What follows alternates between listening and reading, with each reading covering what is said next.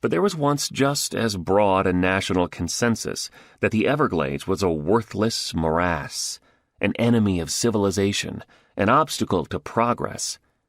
The first government report on the Everglades deemed it suitable only for the haunt of noxious vermin, or the resort of pestilential reptiles.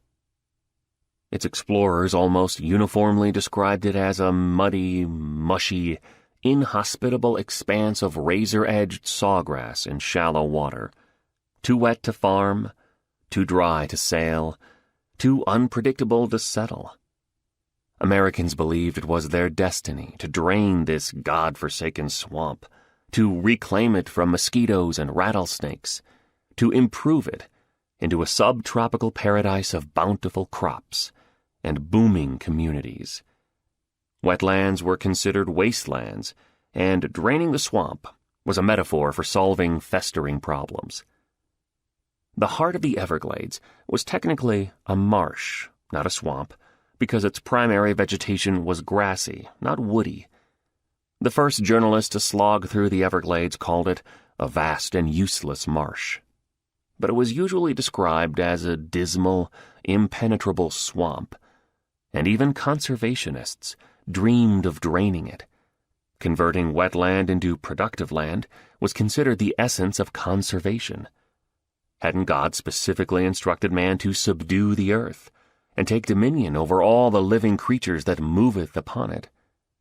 Wasn't America destined to overpower its wilderness? This is the story of the Everglades.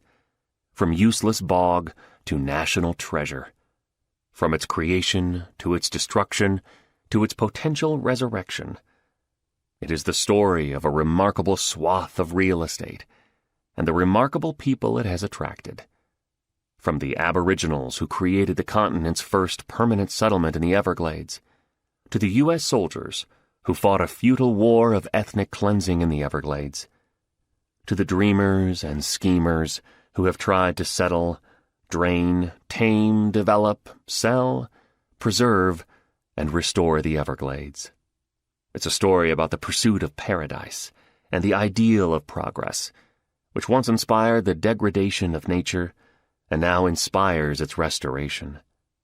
It's a story about hubris and unintended consequences, about the mistakes man has made in his relationship with nature and his unprecedented efforts to fix them.